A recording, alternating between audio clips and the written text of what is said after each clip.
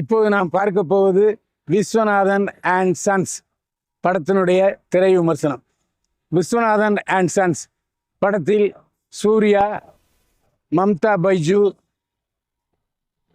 ராதிகா மற்றும் பலர் நடித்திருக்கிறார்கள். நிமிஷ் ஒளிப்பதிவு செய்திருக்கிறார்.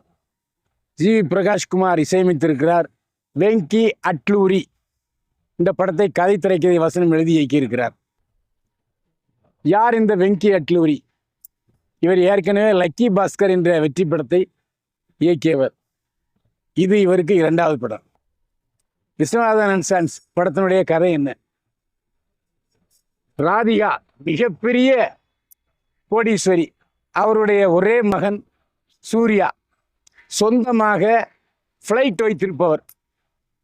அவர் அடிக்கடி வெளிநாடுகளெல்லாம் போய் வியாபார தொடர்புக்காக போவார்.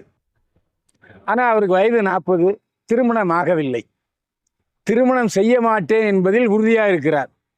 ஏன் திருமணம் செய்ய மாட்டேன் என்பதற்கு ஒரு ஃப்ளாஷ்பேக் இருக்கு.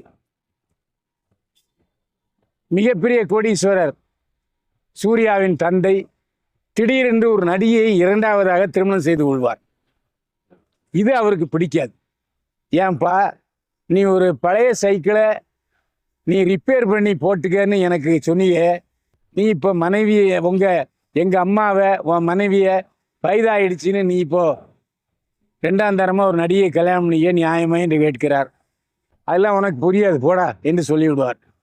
இதனால் திருமணத்தின் மீதே நம்பிக்கை இல்லாதவராக இருக்கிறார் சூர்யா.